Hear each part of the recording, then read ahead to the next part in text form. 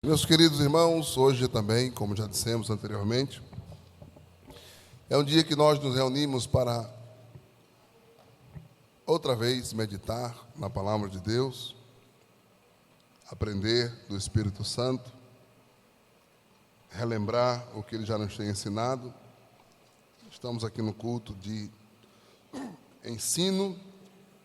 Eu queria aproveitar o texto lido pelo presbítero Amaro Mariano, que leu na carta aos Efésios, no capítulo 6, ele leu desde o versículo 10 até o versículo de número 17, e eu queria fazer a releitura do versículo 13. Versículo 13. Portanto, tomai toda a armadura de Deus, para que possais resistir no dia mau, e havendo feito tudo, ficar firmes. Me desculpem. É que depois de 2020 para cá, depois da Covid, ninguém mais teve saúde completa, né? E esses dias a gripe tem atacado. Mas, meus irmãos, eu quero falar nesta noite, esse período que temos, de tempo que temos para meditar na palavra de Deus, sobre este assunto abordado por Paulo aqui no capítulo 6, que é a resistência à luta espiritual que nós estamos enfrentando. Todos sabemos, estamos conscientes, e devemos estar conscientes. E nenhum crente pode estar desapercebido desta realidade, que nós estamos em uma guerra espiritual, de verdade. Desde o momento que a gente decide seguir a Cristo, a gente é alistado numa guerra espiritual. Ou a gente entra num combate espiritual. Combate esse que a gente tem que estar de um lado ou de outro. Ninguém está isento. Não existe uma zona de conforto. Numa guerra, geralmente, existe uma zona de paz entre dois polos, onde as pessoas se refugiam para ficarem isentas de um conflito armado, por exemplo. Na guerra espiritual não existe essa zona de conforto. Ou você está do lado do Senhor, ou você está do outro lado. É assim, é prático assim. Ninguém está isento, livre desta realidade espiritual. Ninguém. E a gente precisa estar sempre lembrado disso, nunca estar desatento a esta realidade, porque a guerra está aí. E quem vive pelo Espírito percebe. Quem vive pelo Espírito sente. Tem a percepção do que estamos falando. E você não precisa fazer nada. Quando eu digo fazer nada, você não precisa afrontar, desafiar, chamar. Não precisa. É só você decidir seguir a Cristo. Porque a palavra de Deus é quem diz: todo aquele, ou todos aqueles, que decidem viver piamente. Viver piamente é viver dedicado a Deus. Todo aquele que deseja viver uma vida de piedade. Todo aquele que deseja viver uma vida piedosa sofrerá perseguição. Então não tem como escapar disto. Nós estamos num combate espiritual. Alguns num período mais intenso, que Paulo chama aqui de dia mau. O que é o dia mau? Pode ser um dia, pode ser um momento, podem ser alguns dias, alguns momentos, ou um período em que a guerra se intensifica. E o ataque é direto, porque Satanás ataca a gente de forma coletiva, como igreja, como corpo, mas ataca também de forma direta. Às vezes Satanás aponta a flecha, o dardo, diretamente para alguém.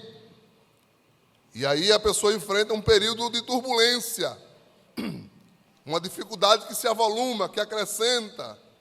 E aí Paulo chama de o dia mau. É o dia do ataque, ou o tempo do ataque específico e direto de Satanás contra uma pessoa.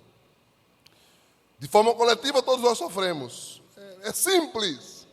Você está vendo essa juventude aqui, linda, que está cantando aqui essa noite? É simples. É só eles passarem na rua vestidos de crente. Pronto. Já se cria uma animosidade. Já se cria uma animosidade. Dia desses, o pastor me escalou para dar uma palavra numa faculdade lá em Recife, né? Os jovens lá do Recife, como vocês aqui fazem, participam de um trabalho muito interessante. É o intervalo bíblico. E havia um intervalo bíblico, há um intervalo bíblico em uma faculdade ali, próximo ao centro, e o pastor, os meninos pediram, os rapazes, as moças que ali estudam, pediram ao pastor para um obreiro lá dar uma palavra para eles. Eu fui. Peguei minha Bíblia, peguei meu paletó, fui nem de gravata, porque era mais informal, era numa classe de aula. Mas eu coloquei meu paletó, peguei minha Bíblia e entrei naquele ambiente acadêmico. Ah, meus irmãos, quando eu entrei, parecia que estava entrando um ET.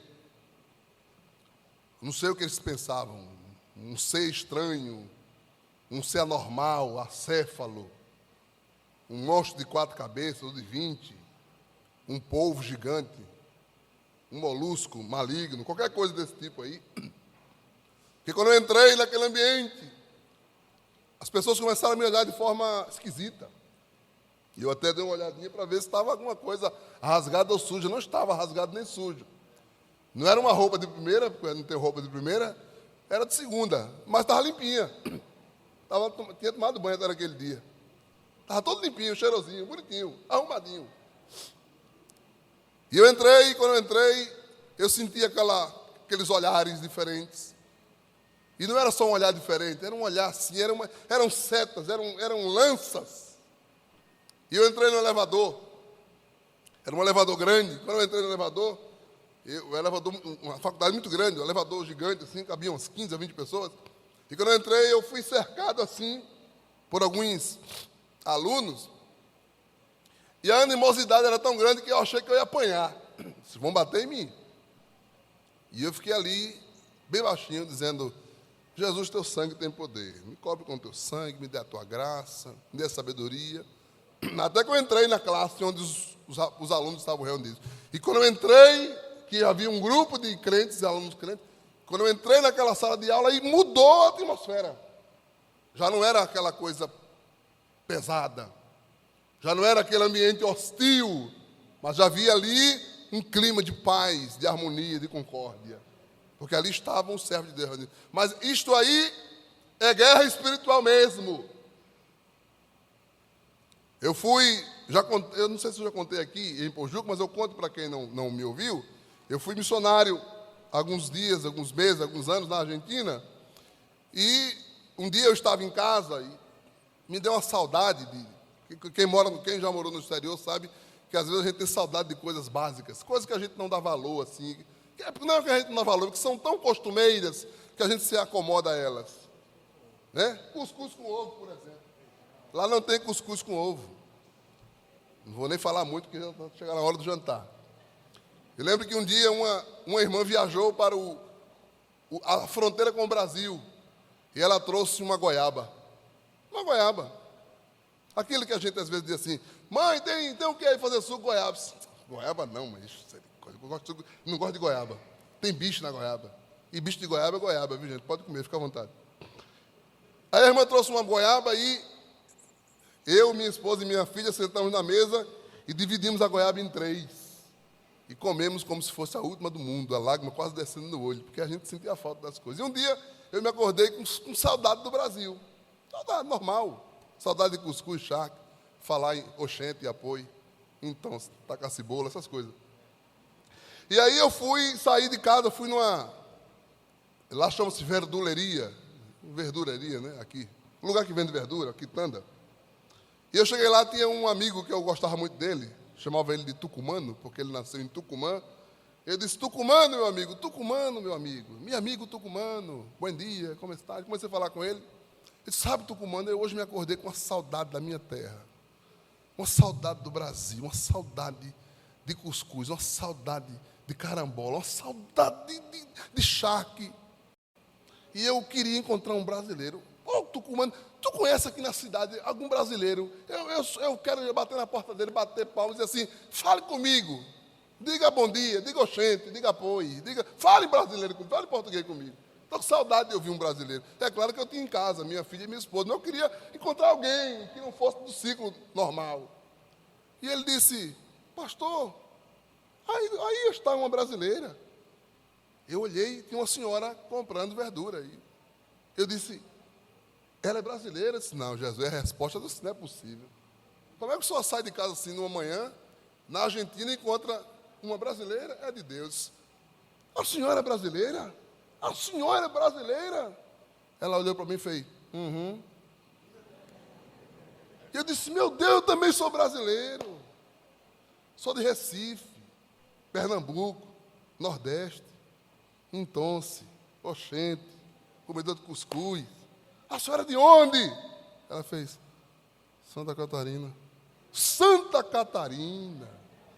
Lugar bonito. Olha, Tucumano, Santa Catarina, eu dizendo, é um dos lugares mais bonitos do Brasil. Lugar quente, clima tropical, tem praia. Olha, é um lugar tão lindo. A senhora não... Quando eu olhei, a senhora estava correndo a uns 30 metros de mim. E eu olhei para ele e falei, o que foi que eu falei? Meu Deus do céu.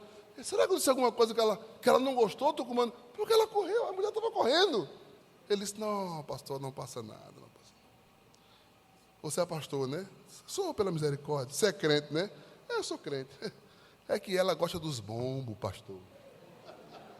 Ela é daquelas... Sabe o que é, pastor? Ah, eu sei. Entendi. É a comunhão que não há, é o conflito, é o desacordo, é a guerra. Outro dia eu fui aqui no aeroporto levar um pastor, e quando eu saí do aeroporto, fui pagar o estacionamento. Eu fui pagar, gente. Eu não fui pedir emprestado, não, eu fui pagar o estacionamento. Que agora está caro, R$19 uma hora. E eu peguei a minha cédulazinha de R$20 e fui pagar. E estava disposto a deixar até o troco para a mulher, para ajudar ela. E ela sorridente. Boa noite, boa noite, boa noite, boa noite, boa noite, seu troco, boa noite, chegou a minha vez. Boa noite, ela. 19. Meu Deus do céu, o que foi? É o rechaço, é a antipatia, é a guerra. E eu estou falando de coisas simples. Estou falando de coisas corriqueiras. Mas a guerra existe. A guerra espiritual é uma realidade. Eu estou falando de coisas do dia a dia, mas se os nossos olhos espirituais fossem abertos, a realidade espiritual é muito grande.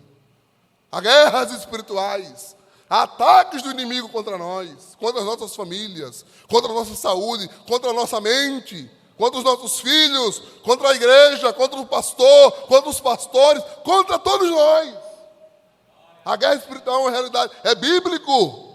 Há alguns exemplos na Bíblia Sagrada. Por exemplo, Pedro, Jesus disse aos discípulos, vão pregando o Evangelho, pregam o Evangelho, saiam curando os enfermos, expulsando os demônios. E eles saíram, levantando os paralíticos, saíram curando os cegos, dando audição aos que eram surdos e voltaram felizes. Senhor Jesus, esse negócio de ser crente e pregar o Evangelho é maravilhoso. Por quê, Pedro? Por quê?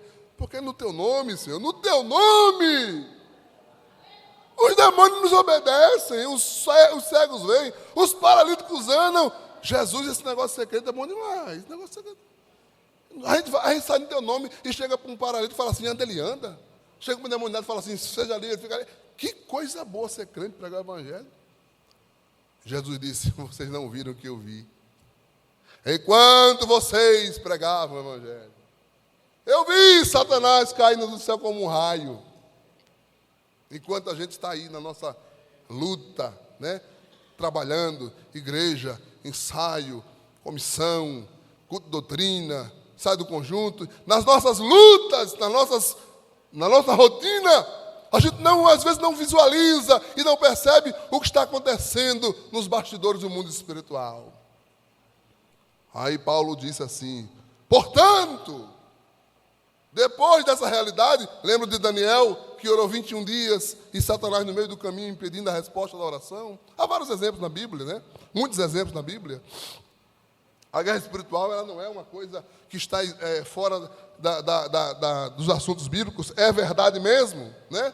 Então Paulo falou o seguinte: portanto, já que estamos numa guerra espiritual,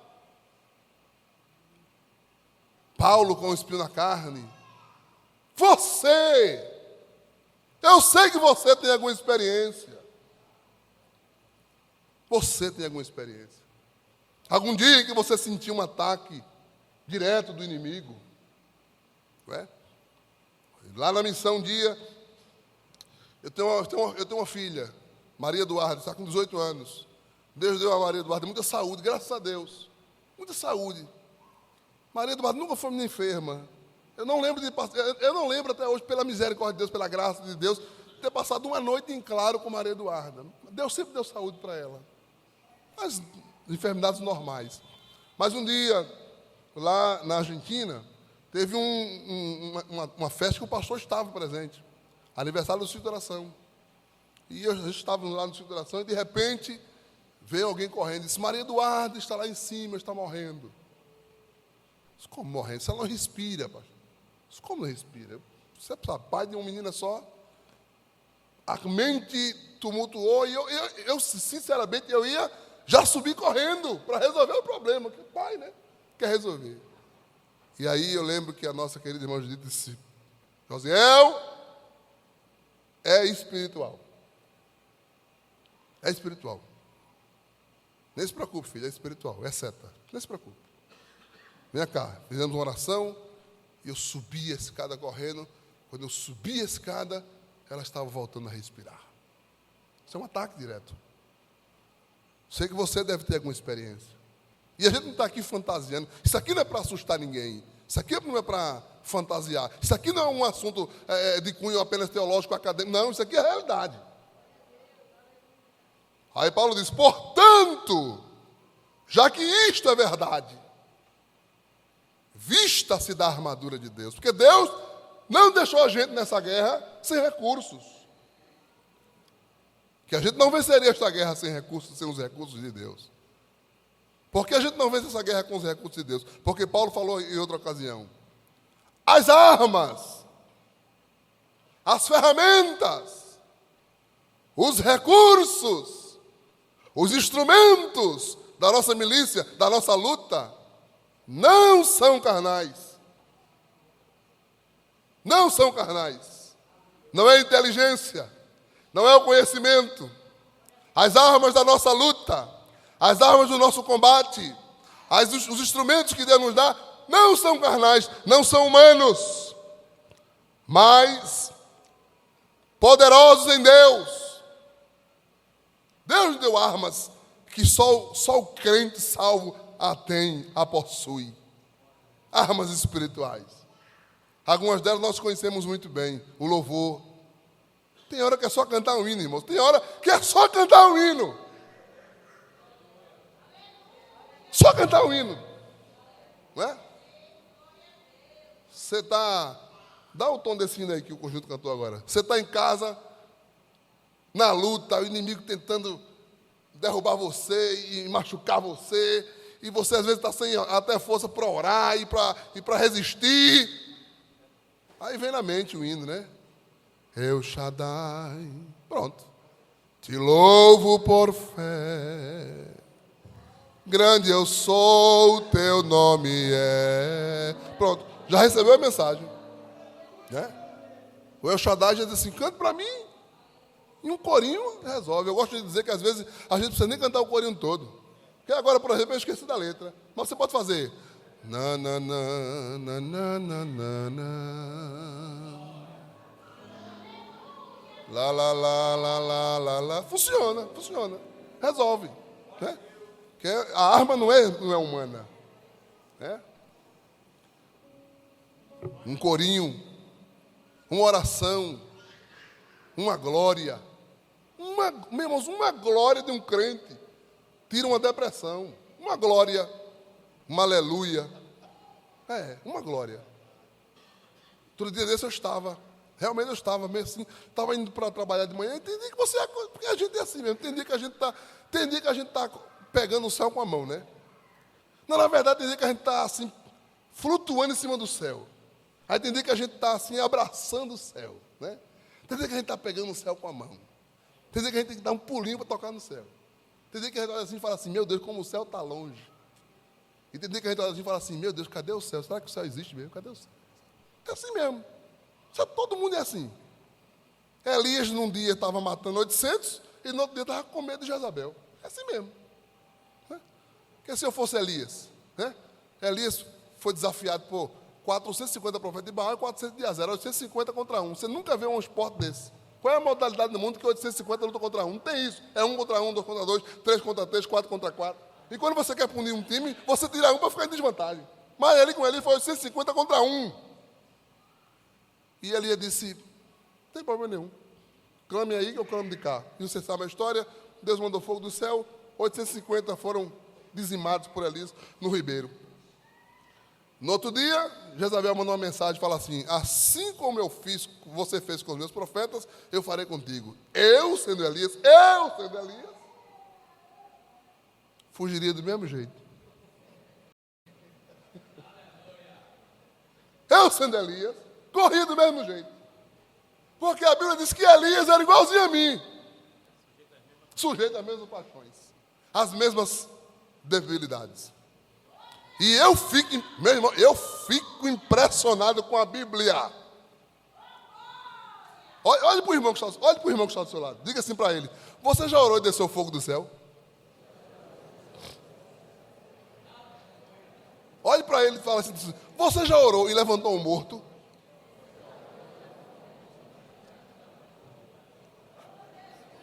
Não? Mas Elias, que era igualzinho a você, fez. Significa que você pode fazer. Eita, se animaram, não foi? Irmãos, não me impressiona quando a Bíblia diz que Elias pudesse parecer comigo. Me impressiona mais é eu parecer com Elias. Que para Elias ser igual a mim, é só ele descer. Agora, para eu subir para onde Elias estava, porque na minha visão, irmãos, Elias, irmão. Elias foi escoltado para o céu, irmão. Elias foi escoltado. Ele subiu ao céu no redemoinho. E carro de fogo separou ele de Eliseu. Elias, quando estava querendo cortar caminho, abria Jordão e passava para o outro lado. Não tinha problema nenhum. Elias chegou para cá e falou assim, só isso, segundo a minha palavra, claro que era Deus nele, mas não vai chover até que eu ore. E 3 anos, 6 meses não choveu. A gente hoje queria dar uma paradinha na chuva para os movimentos para a doutrina, nem conseguiu. Elias passou 3 anos, 6 meses segurando a chuva. Mas a Bíblia diz assim, que eu sou igualzinho a ele. E ele é igualzinho a mim. Mas quando Elias recebeu a notícia de Jezabel, correu. Por quê? Porque a Bíblia diz assim, Elias era um homem, a gente costuma dizer, Elias era um homem de Deus. Mas antes dele ser de Deus, ele é homem. É homem de Deus. É homem. E Elias correu com medo de Jezabel. E chegou lá no deserto, pediu aquilo que todo crente um dia já pediu, ou está pedindo, ou vai pedir. Senhor, eu quero morrer. Eita, pastor, nunca pedi isso. Vai pedir. Vai chegar. Estou falando aqui de suicídio, não. Estou falando de você parar assim, Senhor, a luta é tão grande. E sabe de uma coisa, Senhor? Se o Senhor me guardar, é um prêmio. Você nunca disse isso, não? Você nunca pensou isso, não? Não? Não se preocupa, não. Você que é jovem aí. Deus me livre, pastor, eu sou jovem. Eu nunca pedi para morrer. Não, eu sei, vai chegar. Eu, quando era criança, eu ia para a igreja, eu vi os irmãos lá pedindo oração. A gente, no culto de oração, há aquele bom costume, né, até hoje, de pedir oração. Aí eu vi os irmãos levantando. Saúde que é capaz do Senhor. Aí eles, amém. Peça meu agora por mim, meu, que estou numa luta muito grande. Na minha casa, na minha família, no meu emprego. ore por mim para Jesus me dê vitória nessa luta. Deus abençoe a igreja. Aí levantava outros. Meus irmãos, quero pedir oração, irmão, que a batalha está reinda. O estreito é grande, mas confio na oração da igreja. Aí eu chegava em casa, mãe, o que é luta? O que é luta, mãe? Eu vi o irmão pedindo oração, que ficava na luta, no estreito, no quadrado, no redondo, no aperto, no vale, na cova, no calabouço, né? Linguagem de crente, né? Eu disse, mãe, o que é luta? Ela disse, meu filho, luta é situação difícil, luta é prova, luta é calabouço, luta é estreito, luta é vale, luta é perseguição, entendeu? Entendeu não? Mas não se preocupe não, filho, um dia você vai entender. Aí eu ia orar. Criança, Senhor, todo mundo tem luta.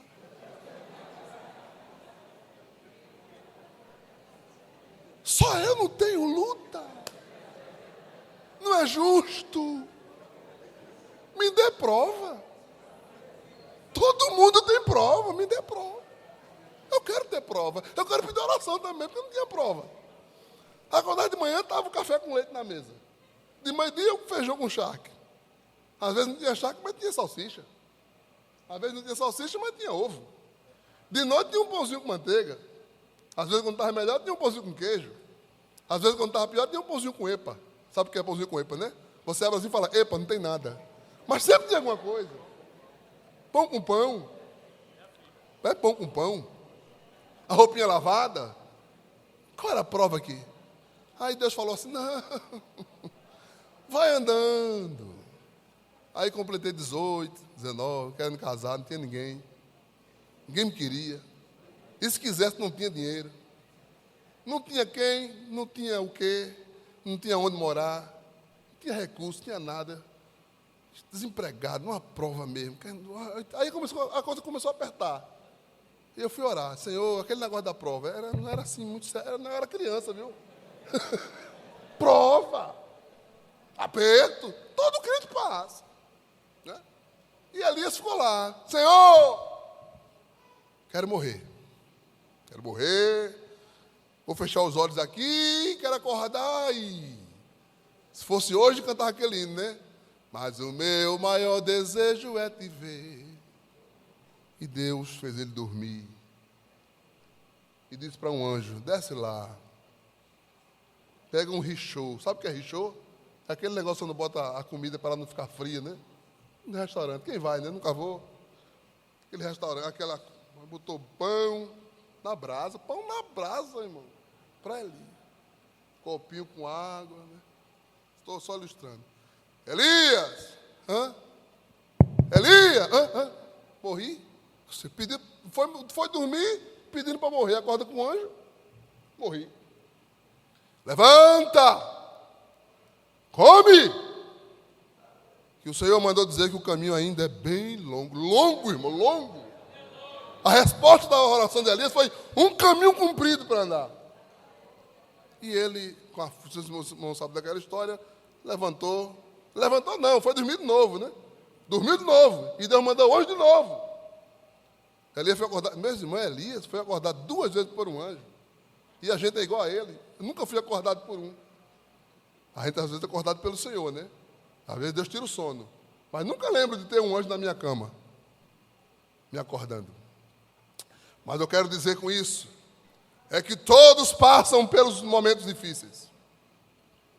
Outro dia eu estava acordando, me acordei assim, só para ilustrar, entrei e fui trabalhar. O percurso da minha casa é pequeno para o Tempo Central, dá uns 3 quilômetros, mas de manhã o trânsito em Recife é pesado, às vezes dá 15 minutos.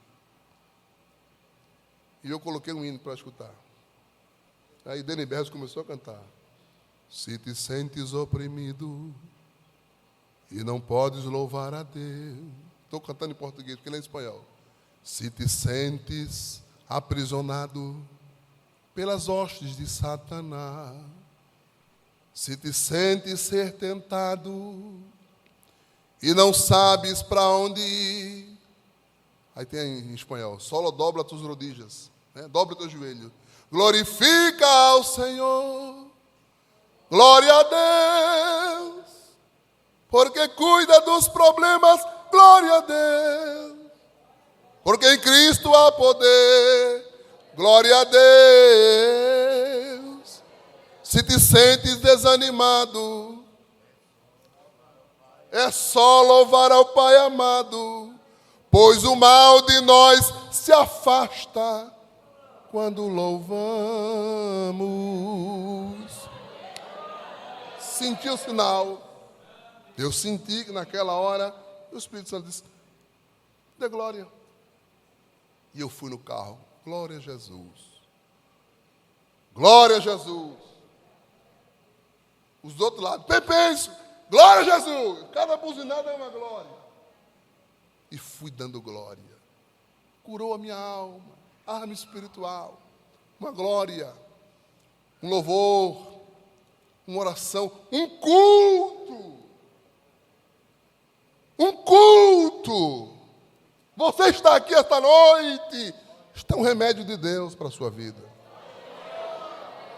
Está um recurso de Deus. Aqui, uma palavra, um louvor, né?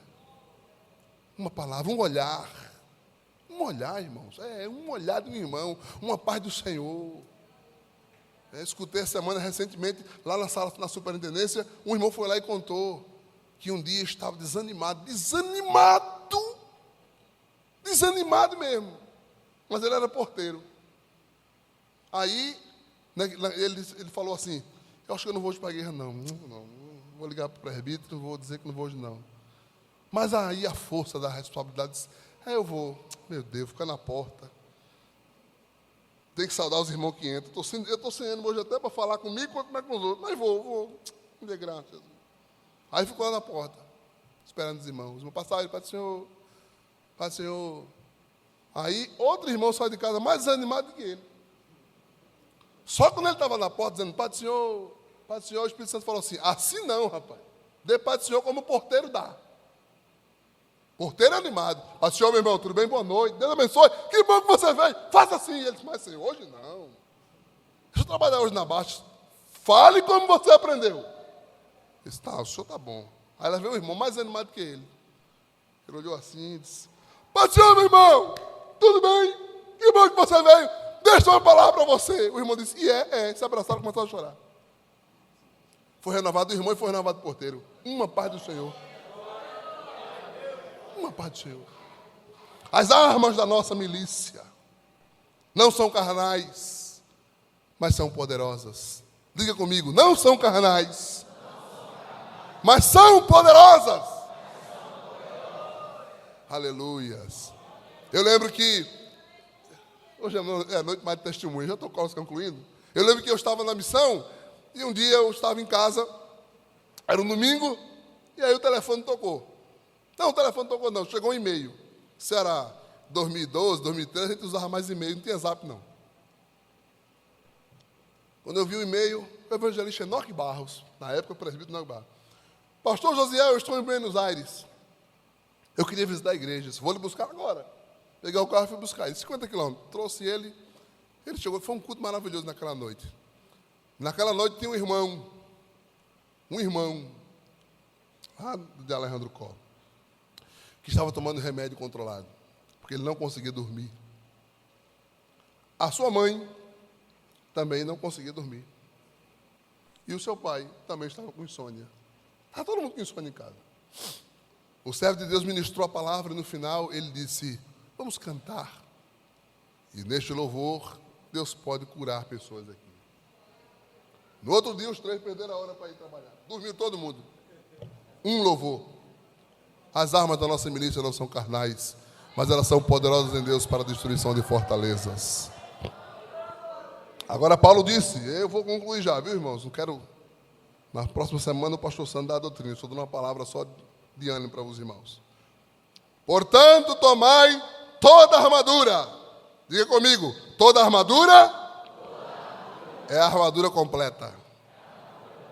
São todas as armas.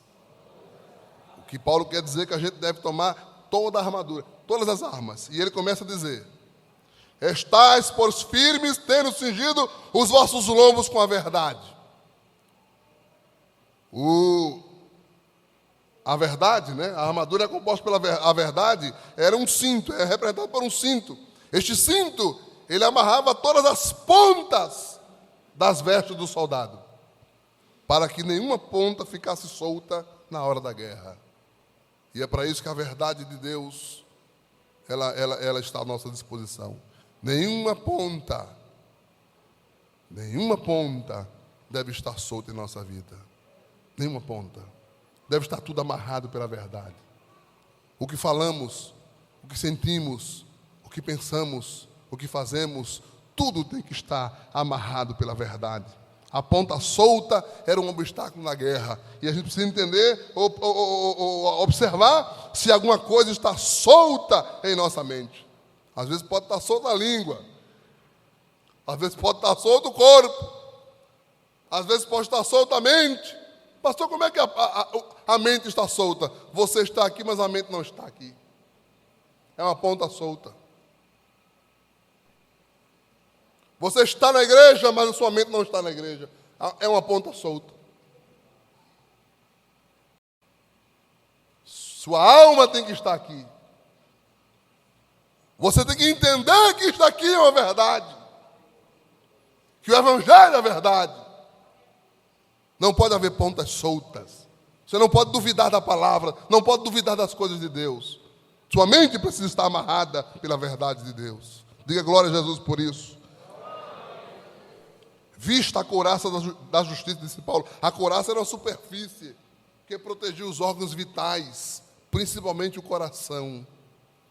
Ele impedia que o coração, que a alma, o coração, o símbolo da alma, fosse atingida por dardos.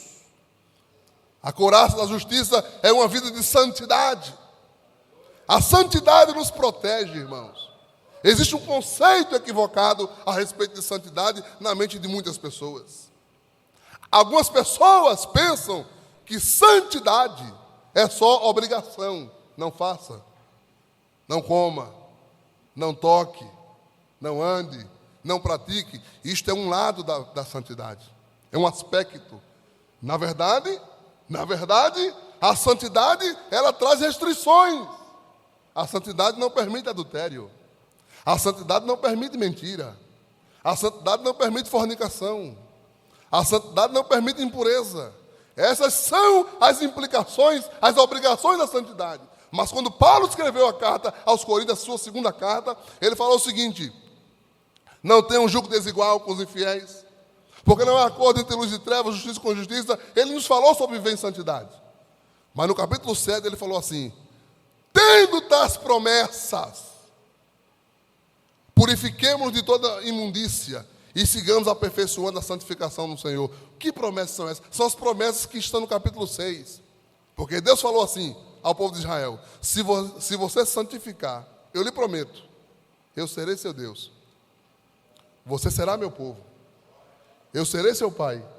E você será meu filho. Eu andarei com você, eu estarei no meio de você. E eu me moverei entre vocês. Isto é um aspecto da santidade que às vezes a gente não observa. Santidade não é só obrigação. Quando Deus pede que a gente seja santo, não é para nos punir. Não é para nos punir. É para nos abençoar. Santidade não é punição de Deus. Santidade não é imposição de Deus. Santidade tem um fito. Deus quer nos abençoar. Pastor, tem base bíblica? Tem. Deus disse ao povo de Israel: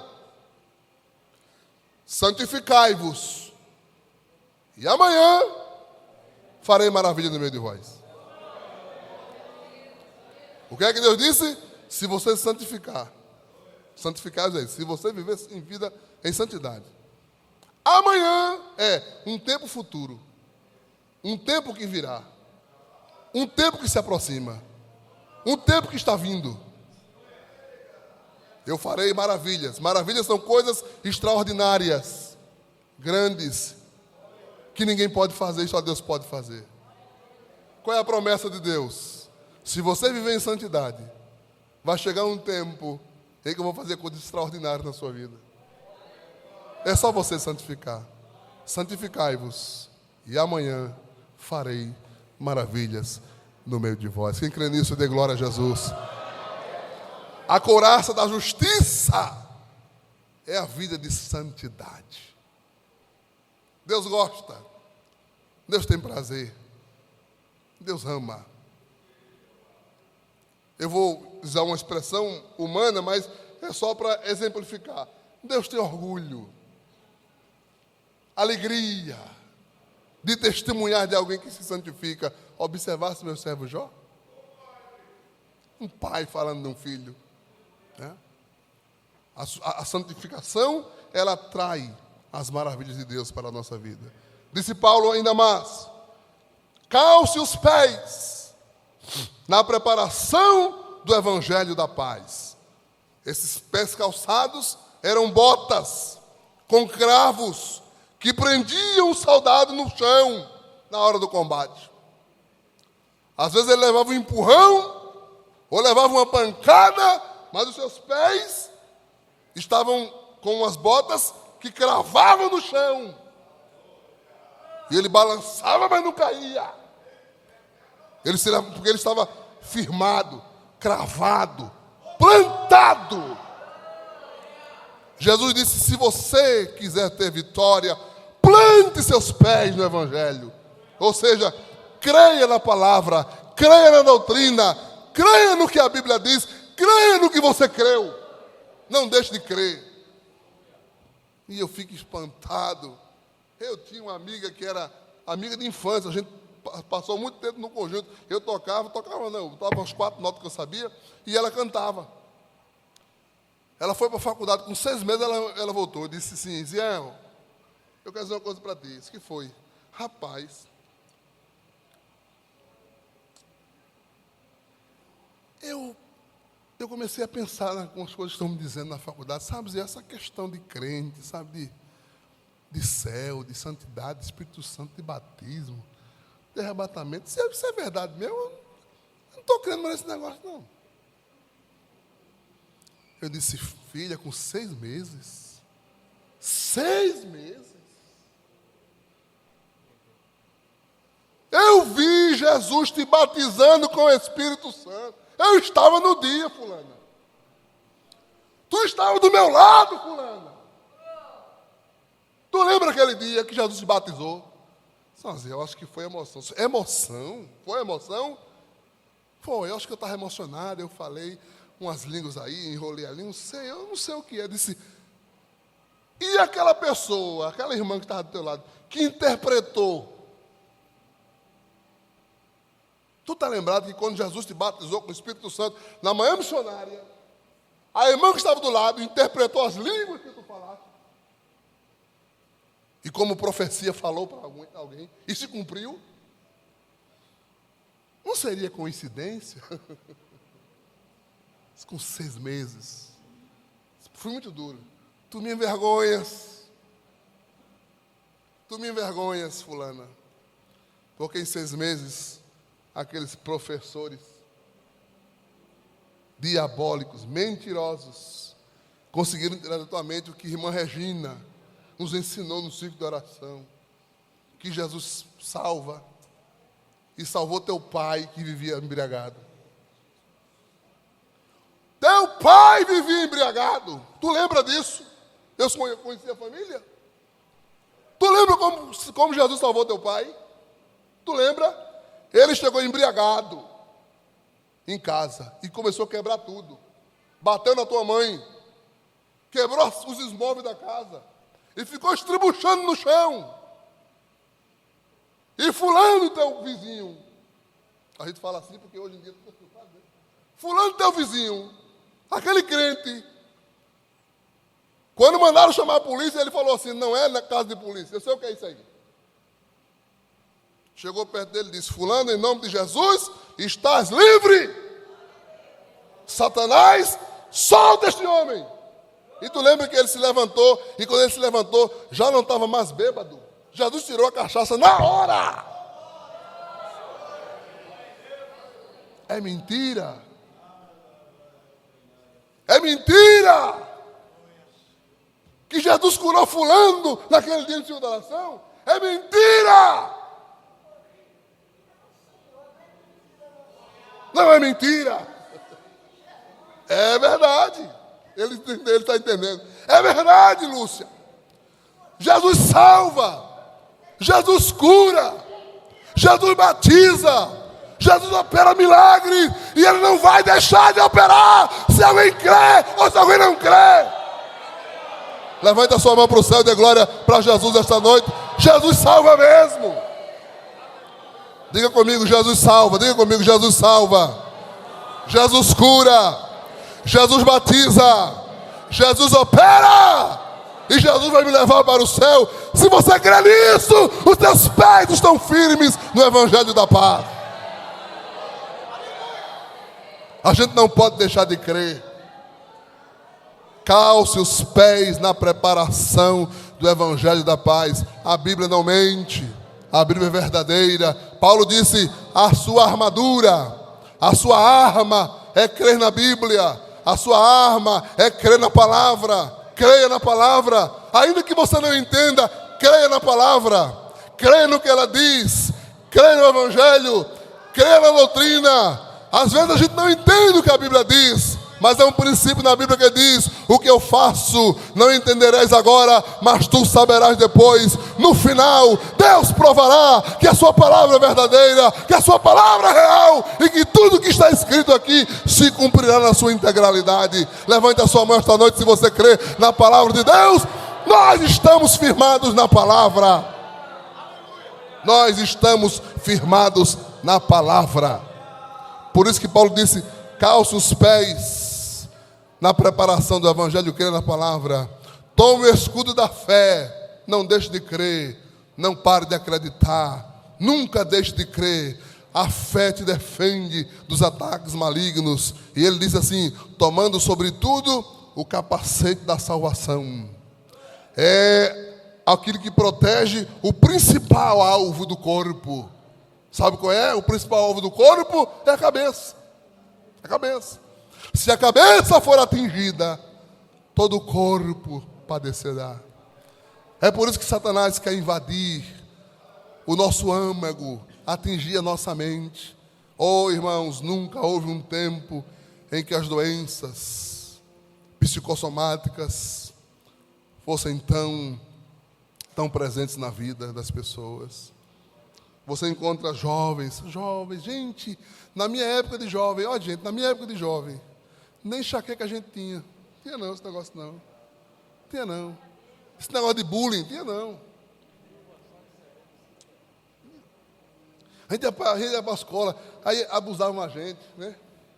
Ninguém liga. Hoje em dia, é uma coisa tão terrível. Basta um olhar, uma palavra. As pessoas se deprimem. Estava tratando um dia desse um jovem, uma moça, dentro de casa, mais de 8 meses, sem sair. E foi perguntar por quê. Não, porque eu sou feia. Mas quem foi que disse a você que você era feia? Eu. E assim é. Não esperasse nem os outros dizer. Não. Porque Satanás está entrando aqui na mente das pessoas para roubar a paz, roubar a tranquilidade. Mas essa noite o Espírito Santo nos trouxe aqui para nos dizer que é uma armadura de Deus, capacete da salvação, alegria do Espírito, presença do Espírito. Que o Senhor proteja a tua mente, que o Senhor proteja a tua alma, que o Senhor proteja o teu coração. Havendo feito tudo isto, depois de tomar a armadura de Deus, disse Paulo, fique firme, resista, porque a batalha é grande, mas o Senhor nos dará vitória nessa batalha. Quem crê nisso, dê um glória para Deus esta noite. Saia esta noite revestido do Espírito e fortalecido pela palavra do Senhor. Amém, meus irmãos? Glória a Deus.